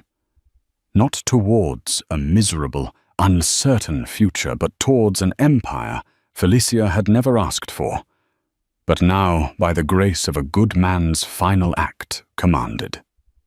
The days that followed the courtroom bombshell were a blur of surreal adjustments. Felicia didn't return to the small rented apartment she had secured as a refuge from her marriage. Maria Davies had insisted it wasn't secure enough. "You're not just a private citizen anymore, Felicia," she'd said, her tone urgent. "You are the head of a multi-billion-dollar corporation. There are protocols now." And so Felicia found herself in a gilded prison of a different sort, a penthouse suite at the Four Seasons paid for by the Arthur Vale Braddock Legacy Trust, with a round-the-clock security detail stationed in the hallway, lawyers, trust officers, and financial advisors. Men and women with sharp suits and even sharper minds. All remnants of Arthur's loyal inner circle paraded through her living room. They presented her with binders thick with financial reports, organizational charts, and legal obligations. They used terms like fiduciary duty, hostile takeover defenses, and quarterly earnings projections. At first, it was overwhelmingly intimidating. She was Felicia Vale, who found comfort in the Dewey Decimal System, not the Dow Jones Industrial Average. But as they spoke, she listened. She asked questions, simple ones at first, then more complex ones. And she discovered something surprising. The logic of it, the intricate web of cause and effect, wasn't so different from tracing historical events or archival records. It was a story just told in the language of numbers. More importantly, she was fueled by a powerful clarifying force, the memory of Arthur's words, "I trust her to do what is right," and the visceral, soul-crushing memory of Thomas's "that thing she's carrying is a mistake." One was a sacred trust, the other a declaration of war. She would honor the former by prevailing in the latter. Her phone rang incessantly. The calls were from Thomas. He left dozens of voicemails, each one more desperate than the last. They were a pathetic symphony of panicked apologies and self-serving promises. "Ellie, baby, please pick up. I'm so sorry. I've been such a fool. My mother, she gets in my head. But that's over now, I swear. I was just looking at the crib we ordered. Remember the one from that little shop in Carmel? It's all about us, Ellie. You, me, and our little boy. Or girl. It's all that matters. I told Sterling to fire his legal team. We don't need lawyers. We're a family. Just come home. Please, just come home, and we can figure this all out." She never answered. She never listened to a single message, twice. It was the desperate pleading of a man who had lost his wallet, not a husband who had broken his wife's heart. Isabella, for her part, had gone to ground, but it was a tactical silence, not a surrender. Maria's legal team reported that Isabella had hired a new, notoriously aggressive law firm, specializing in contesting wills. They were digging, searching for any doctor who would testify to Arthur's incompetence, any nurse who would claim Felicia had restricted access to him, any scrap of dirt they could find, to paint her as a manipulative usurper. A week after the hearing, Felicia knew she couldn't stay in the hotel forever. She had to make a move. The trust owned the Braddock mansion. It was her house now. More importantly, it was her child's house. Arthur had not intended for his grandchild to be raised in exile. So she made a decision. She called Maria. "I'm going home," she said, her voice firm. "Felicia is that wise. It's not about wisdom, Maria. It's about a clear message. The Queen is not in hiding." The return was as dramatic as she had intended. She didn't sneak in the back door. She arrived in a black town car, arranged by the trust, which swept up the long gravel driveway to the imposing facade of the Atherton mansion. As she stepped out of the car, the heavy front doors opened. Thomas stood there, his face a mixture of hope and terror. He had clearly been watching for her. He was dressed down in a cashmere sweater, an attempt to look soft, approachable. "Ellie."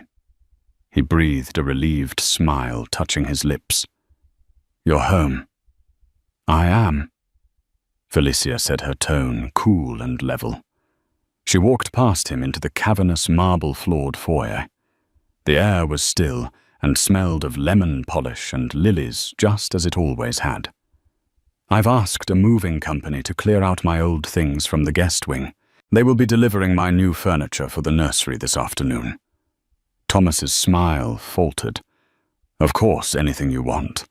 I had Mrs. Albright air out the master suite for you." "For us?" Felicia stopped and turned to him. "Let's be very clear, Thomas. I am not here to reconcile. I am here because this is my home now. It belongs to the trust that I command. You and your mother are living here at my discretion." The words hung in the air, cold and hard. The color drained from Thomas's face. "My legal team," she continued, her voice devoid of emotion, "will be drawing up a tenancy-at-will agreement for you and Isabella. It will stipulate the terms of your continued residence. Furthermore, I am calling a board meeting for Braddock Enterprises for Monday morning. As president of operations, your attendance will be required. You'll be expected to present a full report on the company's current standing." She was no longer his wife. She was his landlord and his boss. The reality of it slammed into him, and his composure finally shattered. "Felicia, please," he begged, his voice cracking. "Don't do this. Don't be like this. This isn't you. You're not this cold." "You're right," she said, looking him straight in the eye.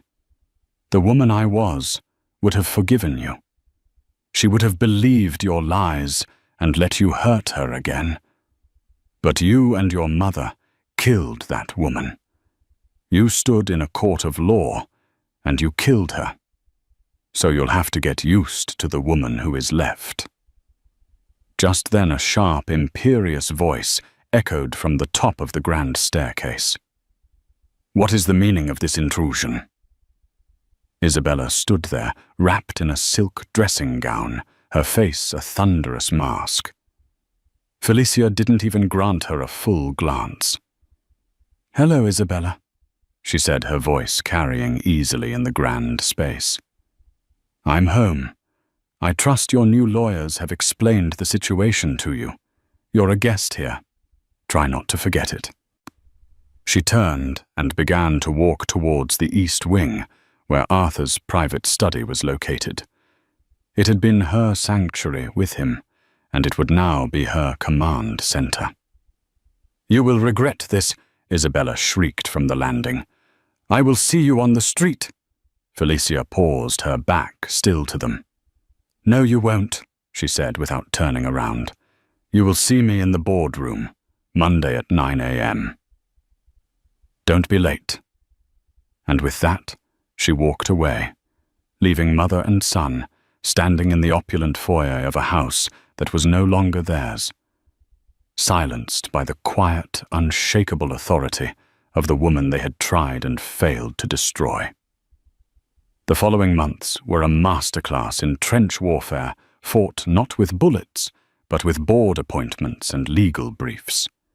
Felicia, now 8 and then 9 months pregnant, moved not with the timid uncertainty of a librarian, but with the deliberate, focused strategy of a general. Arthur's study became her war room. Its rich, leather-bound books on military history and corporate biography now seemed less like a collection and more like a curated library of tactics left for her by a brilliant mentor. Her first move was the board meeting. She walked into the Braddock Enterprises boardroom, a long, intimidating chamber dominated by a colossal mahogany table and portraits of stern-faced Braddock men, and every head turned.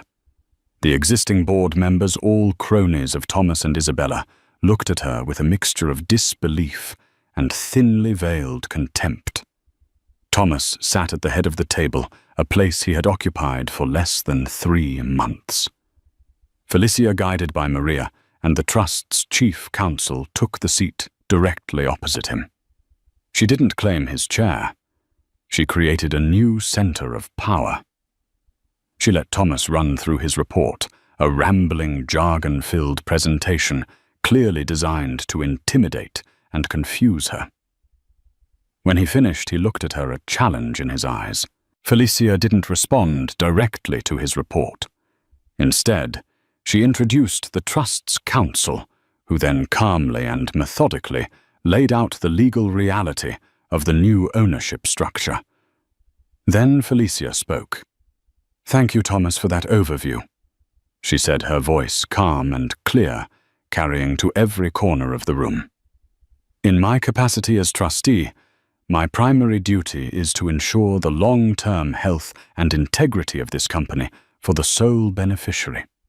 To that end, I have spent the last week reviewing the company's performance, its leadership and its vision, and I have found it lacking."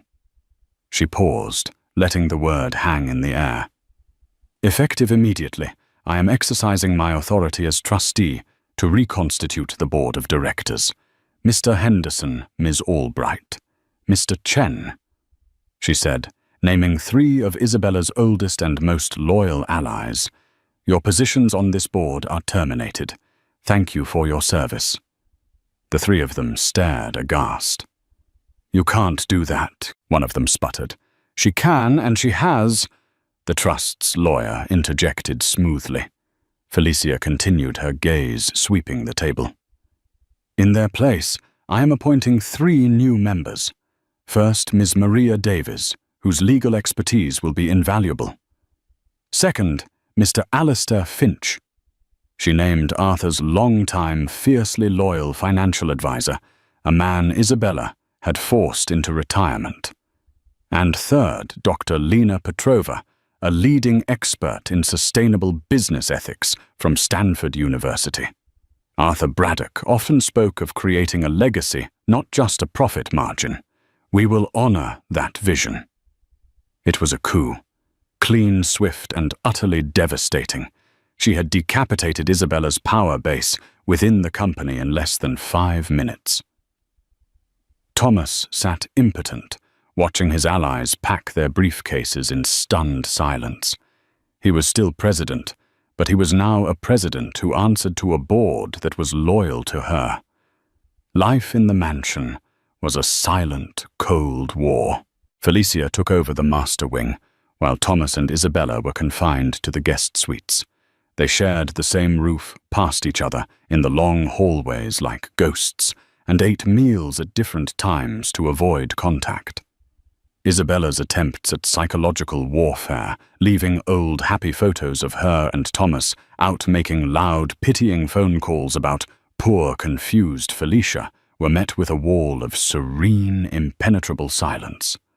Thomas, meanwhile, swung wildly between pathetic attempts at reconciliation and sullen resentment. He'd leave a single rose on her desk one day, and the next he'd make a sarcastic comment about her playing CEO at the dinner table. Felicia ignored it all. Her focus was singular, the baby and the business. She found an unexpected strength in the routine. She'd wake early, walk the gardens as she had with Arthur, and then spend hours with Alistair Finch, the reappointed advisor. He would patiently walk her through balance sheets and investment portfolios, marveling at her quick grasp of complex ideas.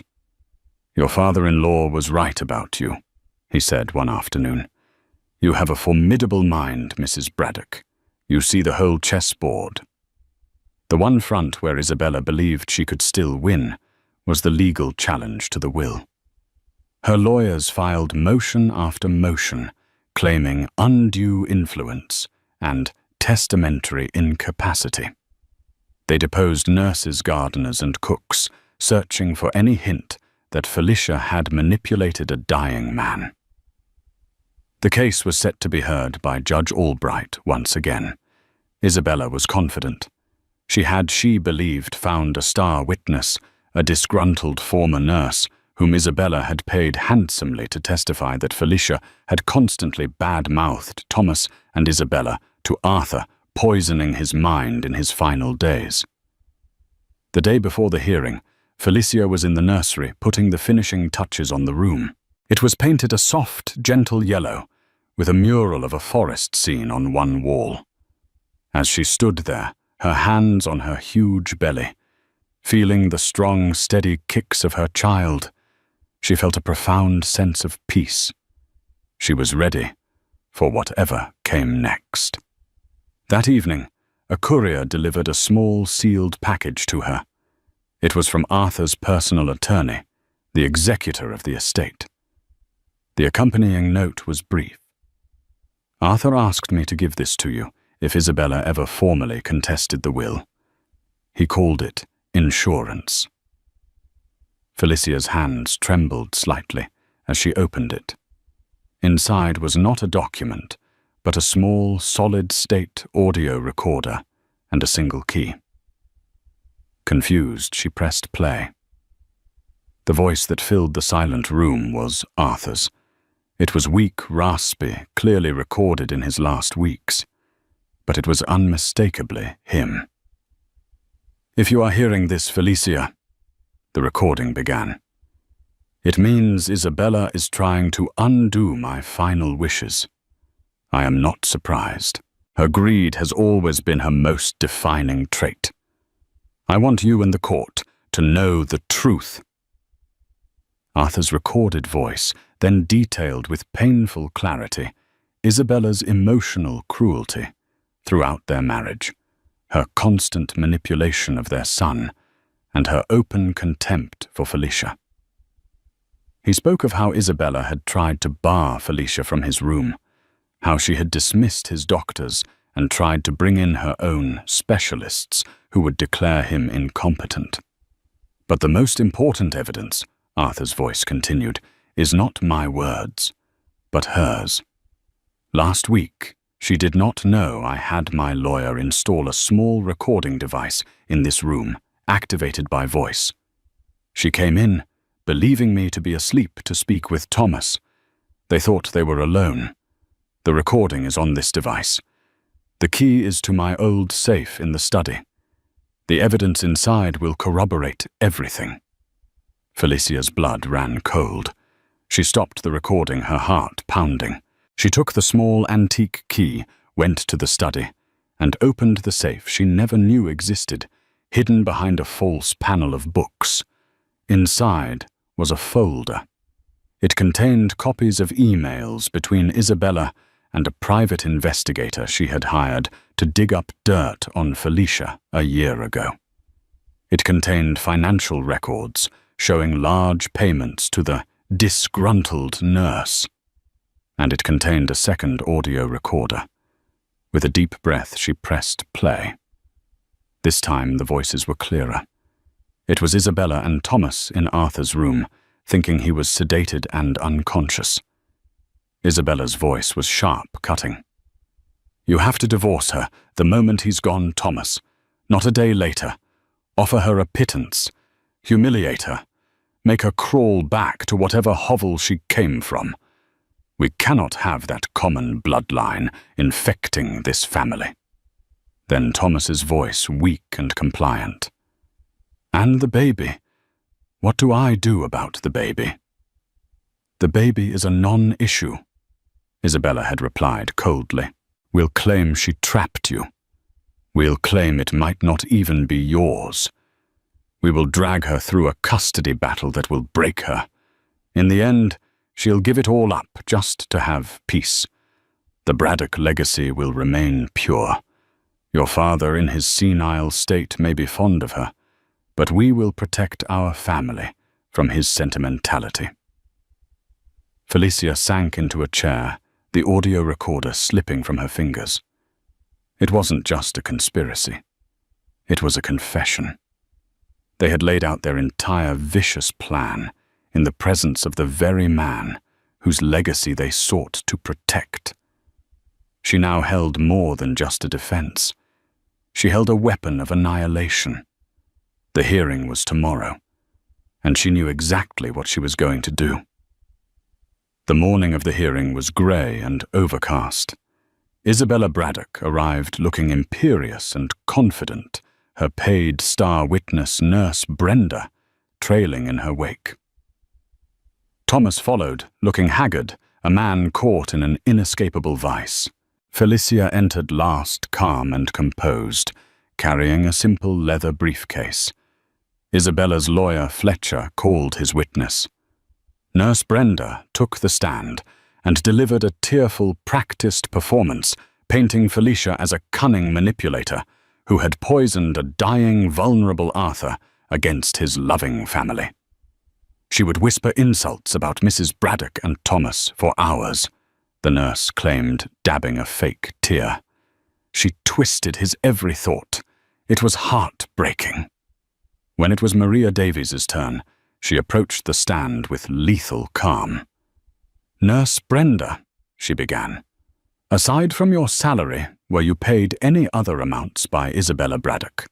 Specifically, a sum of $250,000 transferred to an offshore account 2 days after Arthur Braddock's death."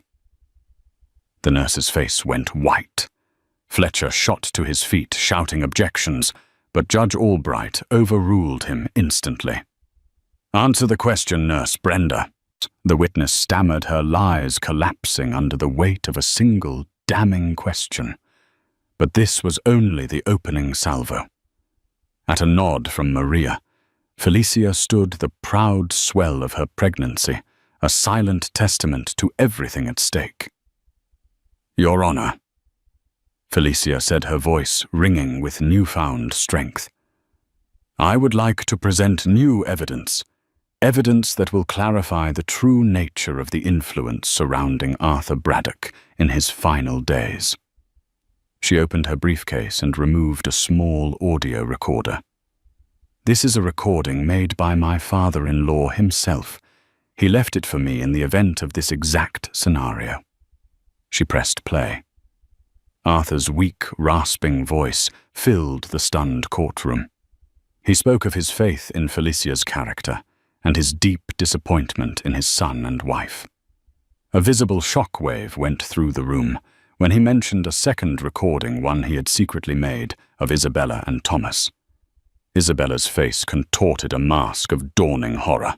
"And now," Felicia said, her voice cold as steel, as she held up the second device, the conversation Arthur spoke of, recorded in his room when they believed he was unconscious. She pressed play again. The courtroom was plunged into a chilling silence, broken only by the recorded voices of mother and son plotting Felicia's destruction. Isabella's voice, crisp and cruel. "You have to divorce her the moment he's gone. Humiliate her. Make her crawl. We cannot have that common bloodline infecting this family." Then Thomas, weak and complicit. "And the baby. What do I do about the baby?" And the final monstrous words from Isabella. "The baby is a non-issue. We'll claim it might not even be yours. We will drag her through a custody battle that will break her." The recording ended. The silence that followed was absolute and condemning. Isabella was frozen in her chair, her face a grotesque tableau of public exposure and private ruin. Thomas had buried his face in his hands, his shoulders shaking with silent, racking sobs. His lawyer sat down, utterly defeated. Judge Albright stared at Isabella, his face a mask of cold fury. "Mrs. Braddock," he said, his voice dangerously quiet, "what you have just heard in your own words is a monstrous conspiracy to commit perjury and destroy an innocent woman. And you," he said, turning his glare on Thomas, "your cowardice is contemptible." He slammed his gavel, the sound like a gunshot. "The challenge to this will is dismissed with extreme prejudice. I am fining Mrs. Isabella Braddock $500,000 for malicious prosecution." and I am forwarding this audio evidence to the district attorney's office for investigation into potential criminal charges." His expression softened only when he looked at Felicia. "Mrs. Braddock, you have endured a trial by fire and proven your father-in-law's faith in you was not misplaced. You are free." It was over. Complete victory. As the court adjourned, Thomas finally lifted his head, his face ravaged by tears. He looked at Felicia, his eyes a bottomless well of self-loathing, knowing no words could ever bridge the chasm he had created. Felicia met his gaze not with triumph, but with a quiet, somber finality. She gave a single nod, an acknowledgement of the tragedy he had authored, then turned and walked out of the courtroom without a backward glance. 2 weeks later, Felicia gave birth to a healthy, beautiful baby boy. She named him Arthur. The day she brought him home, the mansion felt different. Isabella was gone, having retreated to await the results of the DA's investigation. Thomas remained a ghost in the guest wing. Felicia stood in the grand foyer, holding her tiny son. She looked up at the portrait of the first Arthur Braddock, then at the empty, faded space on the wall where Isabella's portrait used to hang. The house was no longer a cage or a battlefield. It was a sanctuary. It was home. Her son Arthur Vale Braddock cooed in his sleep, his tiny hand wrapped securely around her finger. He was not a mistake. He was a legacy. And she was his guardian. The past was a story of pain, but the future was hers to write. From courtroom humiliation to the head of an empire, Felicia Braddock's journey is a breathtaking saga of karmic justice. A husband's cruelty sparked his own downfall, but a father's final act of love provided the ultimate checkmate. She didn't just win her freedom, she inherited a fortune and proved that true power comes from character, not just a name. If you were moved by Felicia's incredible triumph, hit that like button to show your support. Share this story of empowerment with a friend. And don't forget to subscribe so you never miss another video where justice is finally served.